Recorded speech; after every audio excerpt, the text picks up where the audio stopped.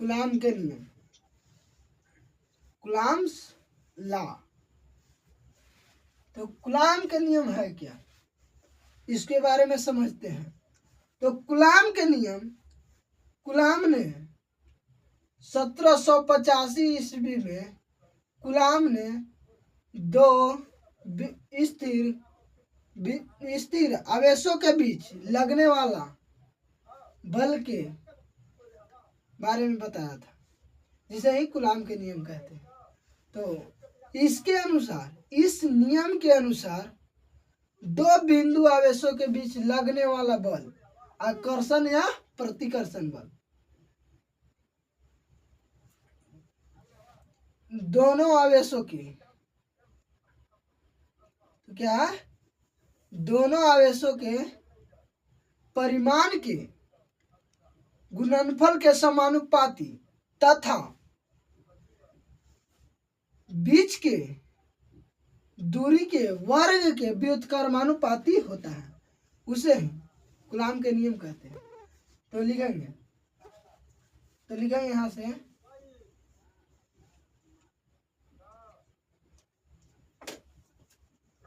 लिखेंगे 1785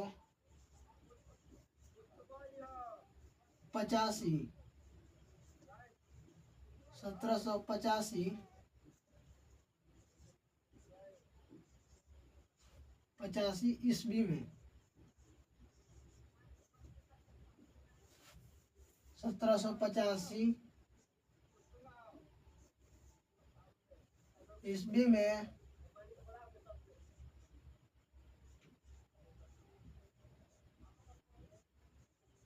कूलाम ने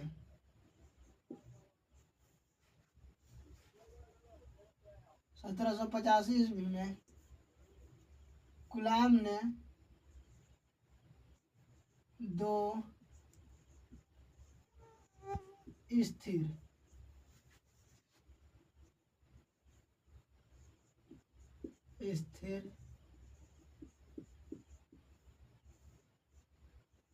आवेशों के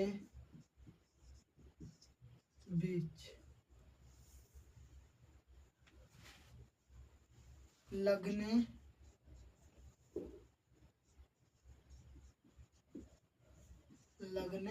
वाला बल के बारे में बताया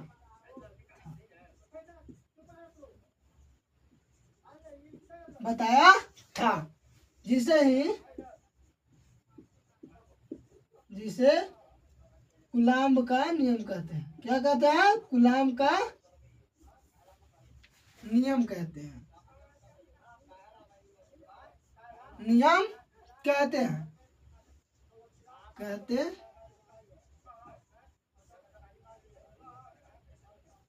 कूलाम का नियम कहते हैं। तो फिर लिखेंगे, यहां से पैराग्राफ चेंज करेंगे, तो लिखेंगे इस नियम के अनुसार, इस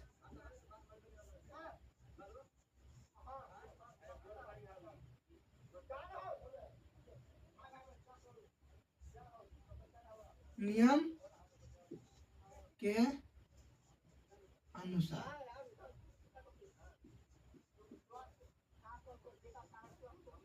इस नियम के अनुसार, तो देखेंगे, तो लिखेंगे क्या बताए थे, दो स्थिर आवेशों के बीच लगने वाला आकर्षण या प्रतिकर्षण बल दोनों आवेशों के परिमाण के गुणनफल के समानुपाती तथा बीच के दूरी के वर्ग के व्युत्क्रमानुपाती होता है, जिसे हम कूलाम के लिखेंगे।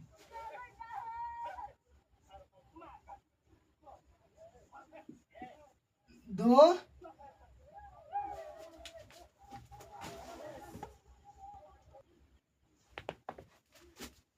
तो चलो बच्चों, क्या बता रहे थे कूलाम के नियम, तो लिखो दो स्थिर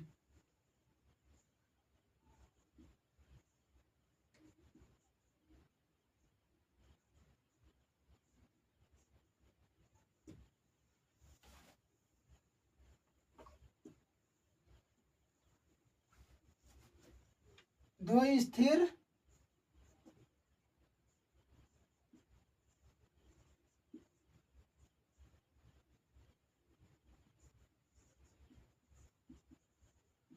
बिंदु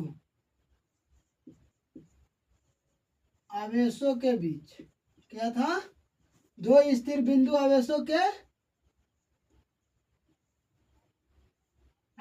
के बीच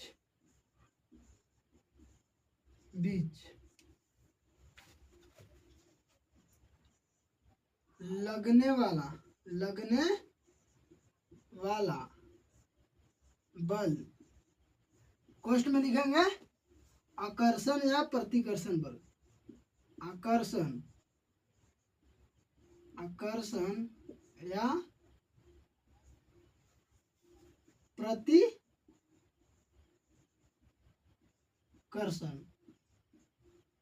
आकर्षण या प्रतिकर्षण बल। दो स्थिर आवेशों के बीच लगने वाला आकर्षण या प्रतिकर्षण बल दोनों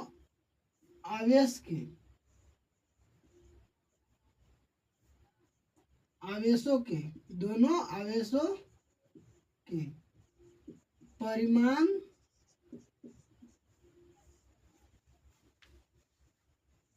के समानुपाती, क्या? समानुपाती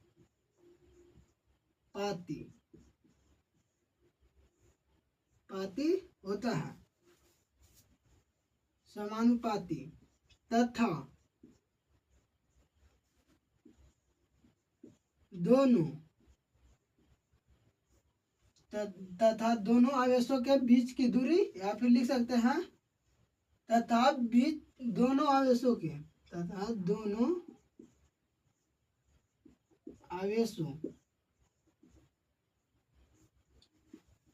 बीच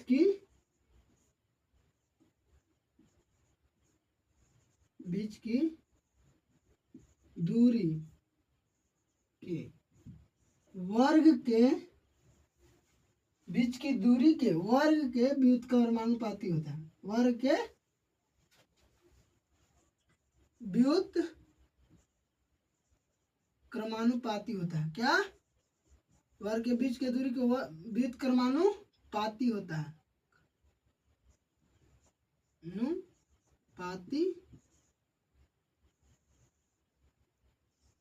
होता है। तो यहां तक हो गया। तो लिखेंगे माना कि, देखेंगे माना कि Q1 तथा Q2 दो बिंदु आवेश है,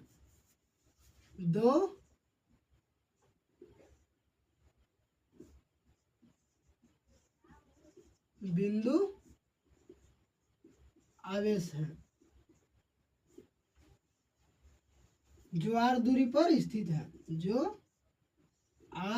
स्मॉल r, क्या? स्मॉल r दूरी पर स्थित है।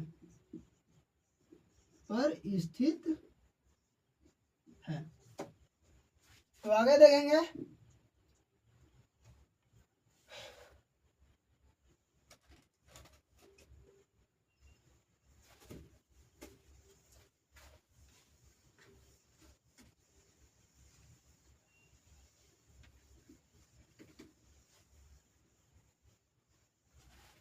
क्या स्थित है? माना, इसको ऊपर लिखते हैं, फिर से लिखते हैं माना Q1 तथा Q2 दो बिंदु आवेश है,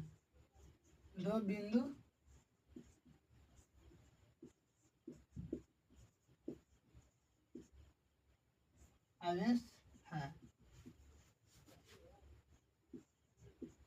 जो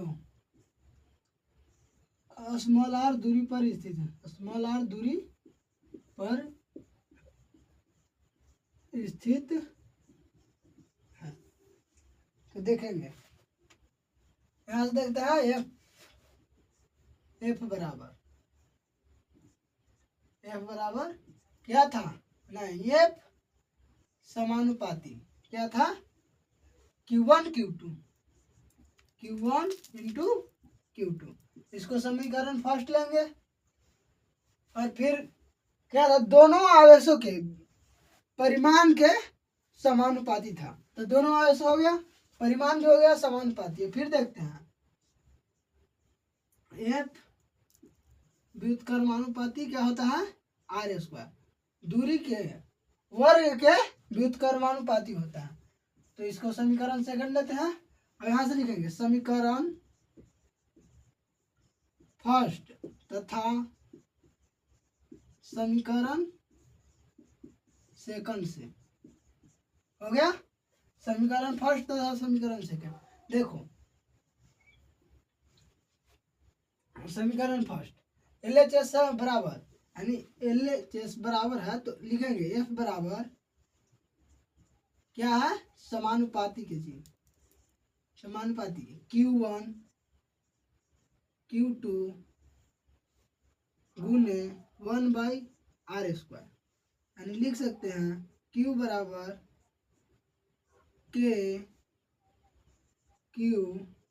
Q2 बटा r², जहाँ K क्या है जी, समानुपातिक नियतांक है, एक K क्या है, नियतांक है। तो लिखेंगे यहाँ जहाँ K एक समानुपातिक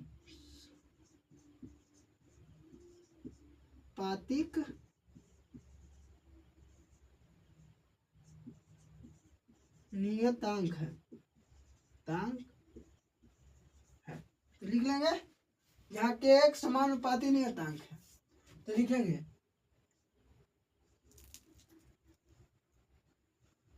के का मान, ऐसी नहीं के, फिर लिखेंगे क्या, देखना के का मान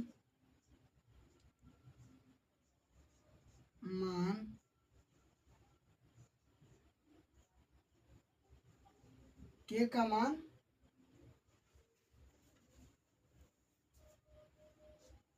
माध्यम तथा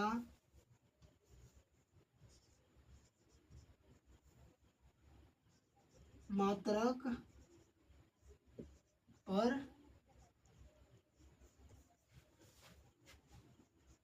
निर्भर करता है। क्या करता है, निर्भर करता है।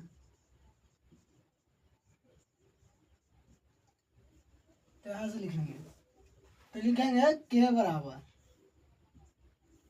1/4π∈0। क्या, तो इसलिए यहाँ पर क्या हो जाएगा, इसलिए F बराबर 1/4π∈0 गुने Q1 Q2 बटा r², एक हो गया। अब देखेंगे कूलाम का सदिश निरूपण, सदिश रूप, यानी कि वेक्टर F बराबर क्या, वेक्टर F बराबर, तो देखेंगे 1/4π∈0, क्या होता है 1/4π∈0, जहाँ एप्सिलॉन क्या है जी, जहाँ एप्सिलॉन निर्वात की विद्युतशीलता, जहाँ एप्सिलॉन क्या है, निर्वात की विद्युतशीलता। तो देखेंगे Q1 Q2 बटा r² गुने r²। पता है r² कैसे, इधर वेक्टर चढ़ेगा तो इधर क्या आ जाएगा, r²। तो लिखेंगे वेक्टर F बराबर r1 को, वेक्टर r² को क्या लिख सकते हैं, आर के बराबर इकाई सदिश बराबर क्या होता है, वेक्टर आर आर बटा मॉड ऑफ वेक्टर आर। क्या होता है, वेक्टर आर बटा मॉड ऑफ वेक्टर आर। तो लिख सकते हैं इसके बराबर 1/4 pi epsilon not into Q1 Q2 बटा आर स्क्वायर गुने, इसको क्या लिख सकते हैं, वेक्टर आर बटा मॉड ऑफ वेक्टर आर। तो लिख सकते हैं, इसलिए वेक्टर एफ बराबर 1/4 pi epsilon naught 1/4 pi epsilon naught Q1 Q2 बटा mod of vector R Q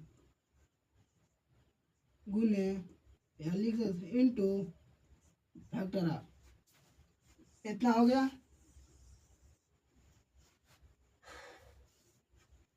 इसे मॉड ऑफ वेक्टर आर ना कह के आर क्यू भी डायरेक्ट कहा जा सकता है, यानी कि वेक्टर ए बराबर 1/4 pi epsilon not into Q1 Q2 बटा R Q into vector R. तो इतना देखेंगे।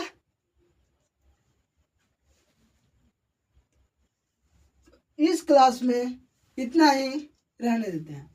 तो अगली क्लास के लिए, यदि क्लास आज की सबसे बढ़िया लगी हो तो कमेंट में जरूर लिखना कि अगली क्लास लेके आइए। तो अब अगली क्लास बताएंगे निर्वात की विद्युतशीलता का एसआई मात्रा। देखो के का एसआई मात्रा क्या होता है बता देते हैं, यही में के का एसआई मात्रक, के का एसआई मात्रक क्या होता है।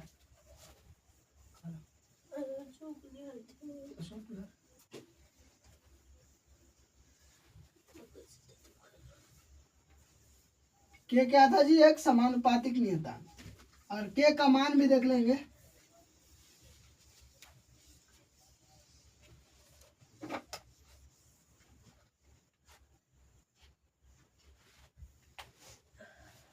के का एसआई मात्रक, एसआई मात्रक क्या होता है, न्यूटन मीटर स्क्वायर प्रति कूलम स्क्वायर, या ऐसे इसको लिख सकते हैं न्यूटन मीटर स्क्वायर प्रति कूलम स्क्वायर। इसका बीमा देखते हैं, के का बीमीय सूत्र, बीमीय सूत्र, के का बीमीय सूत्र देखते हैं। के का बीमीय सूत्र क्या हो जाएगा, न्यूटन के क्या होता है, न्यूटन के होता है M1 L1 टी के पावर -2, और मीटर के क्या हो जाएगा, मीटर के हो जाएगा L2, और प्रति कूलम के काची होता है, प्रति कूलम स्क्वायर के टी के पावर -2 और ए के पावर -2। तो ये सब ज्वाइन कर देंगे तो हो जाएगा, यहाँ पर क्या हो जाएगा, एम एगो है M1 L1 L2 L3 T के पावर -4, क्या हो जाएगा, टी के पावर -4 ए के पावर -2। इतना समझ में आ गई सबको। अब देखते हैं के का मान, के का मान के बराबर होता है 9 × 10 के पावर 9 न्यूटन मीटर स्क्वायर प्रति कूलम स्क्वायर। इतना हो गया। और के का मान सीजीएस मात्रक में 1 होता है। तो ये भी देखते हैं के का मान सीजीएस मात्रक में क्यों 1 होता है। तो ये सिद्ध करें, प्रूव कर देंगे, देखते हैं।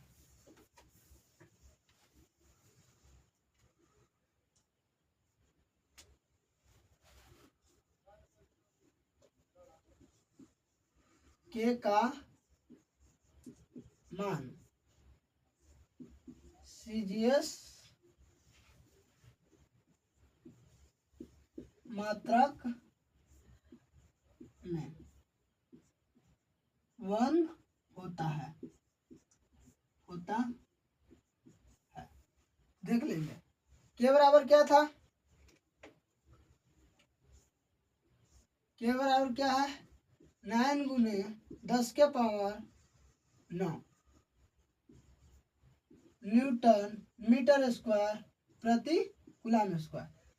बताओ 1 न्यूटन में कितना डायन होता है 10 के पावर 5 डायन, और 1 मीटर में कितना सेंटीमीटर 100 सेंटीमीटर। तो लिखेंगे के बराबर 9 गुने 10 के पावर 9, और ये क्या होता है न्यूटन में कितना डायन होता है 10 के पावर 5 डायन गुने कितना आता है जी इसका मीटर के, तो 100 1 मीटर में कितना सेंटीमीटर 100 सेंटीमीटर, यानी 100 सेंटीमीटर के स्क्वायर हो जाएगा बटा 1 कूलम में कितना स्टेट कूलम होता है 3 गुने 10 के पावर, एक स्टेट कूलम में कितना होता है 3 गुने 10 के पावर 9 स्टेट कूलम। तो देखते हैं, लिखेंगे 3 गुने 10 के पावर 9 स्टेट कूलम। ये कितना बार है कितना है स्क्वायर है इसका, तो फिर 2 बार कर देंगे 3 गुने 10 के पावर 9 स्टेट कूलम क्या होता है 3 गुने 10 के, तो लिखेंगे क्या बराबर 9 गुने के बराबर 9 गुने क्या हो जाएगा 10 के पावर 9 गुने 10 के पावर 5 गुने ये क्या है 2 है तो 4 हो जाएगा, यानी कि 10 के पावर 4। यहाँ पर हो जाएगा 9 गुने 10 के पावर 18 9 18 हो जाएगा, इसे कितना बार में 9 बार में, अभी 5 यानी 4 ये कट जाएगा पूरा साफा, सभी कट जाएंगे तो काट देंगे ऐसे, मात्रक लिख देते हैं डायन सेंटीमीटर स्क्वायर प्रति 9 से 9 खत्म प्रति स्टेट कूलम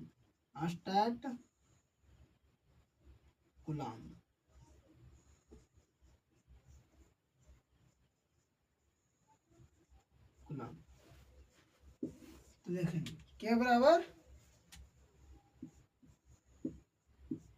1, यहाँ सब कट के आ गया तो 1 हो जाएगा। लिखेंगे डायन सेंटीमीटर स्क्वायर प्रति स्टेट कूलम। तो बताओ बच्चों कैसी क्लास लगी आज की क्लास बहुत अच्छे लगे होंगे, तो अच्छे लगे तो लाइक और सब्सक्राइब और 2-4 दोस्तों में शेयर करो, और अगली क्लास के लिए कमेंट में जरूर लिखना कि हाँ अगली क्लास भी चाहिए, तो अगली क्लास लेके आएंगे। वहां से होगा अपेक्षिक परावैद्युतांक, विद्युत क्षेत्र की तीव्रता, द्विध्रुव आघूर्ण, विद्युत क्षेत्र रेखाएं, विद्युत द्विध्रुव सब पढ़ाएंगे बच्चों आराम से, अध्यारोपण का सिद्धांत। तो आज की क्लास इतना ही पर समाप्त करते हैं, फिर अगली क्लास में देखेंगे, ठीक है। तो